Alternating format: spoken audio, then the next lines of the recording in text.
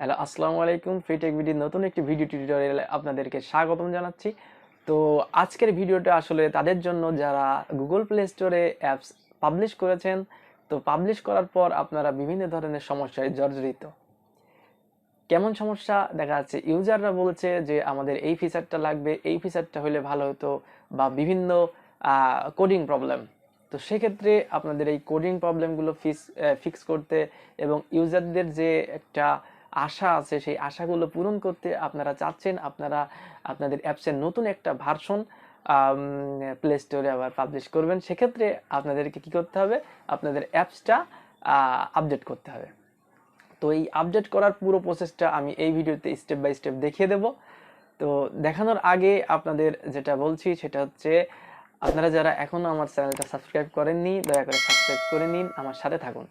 তো আপডেট করার জন্য কি কি লাগবে সেটা আপনাদেরকে বলে নিই। সেটা হচ্ছে, প্রথমত যেটা লাগবে সেটা হচ্ছে আপনাদের যে এপিকে ফাইল বা যে ফাইল আছে, আপনার বান্ডিল ফাইল আছে, সেই বান্ডিল ফাইলটা সাথে ভার্সন কোডটা এনশিওর করবেন যেন ভার্সন কোডটা ঠিকঠাক থাকে, এবং আপনারা অ্যাপসে নতুন কি কি ফিচার ইনক্লুড করছেন বা ইউজাররা কেন আপনাদের এই অ্যাপসটা এই নতুন ফাইল আপডেট করবে, নতুন এপিকেটা আপডেট করবে, সেটা সম্পর্কে পুরো বিস্তারিত একটা বিষয় আপনারা লিখে রাখবেন। এইগুলো যদি আপনার লেখা থাকে বা এইগুলো যদি আপনার কাছে থাকে, তবেই আপনারা পরবর্তী প্রসেসে যান।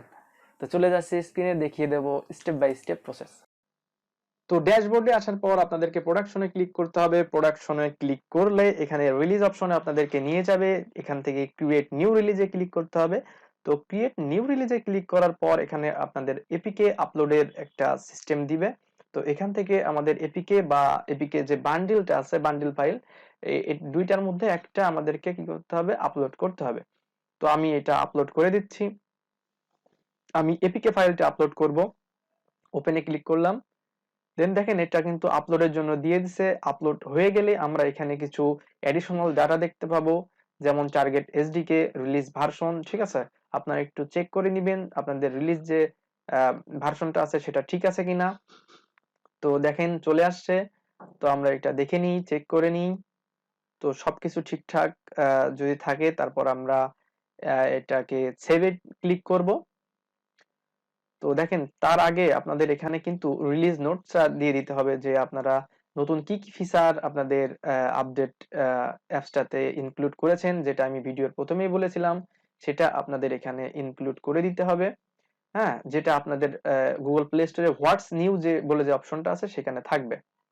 তো দেন আমরা ক্লিক করব সেভে, যেহেতু আমাদের সব কাজ শেষ এখানকার। আমি সেভে ক্লিক করছি। তো সেভে ক্লিক করার পর আমাদের সেম পেজটাই আরেকবার ওপেন হবে। হ্যাঁ, দেন আমাদেরকে এই যে রিভিউ রিলিজ বলে যে অপশনটা আছে নিচে, সেটাতে আবার ক্লিক করতে হবে।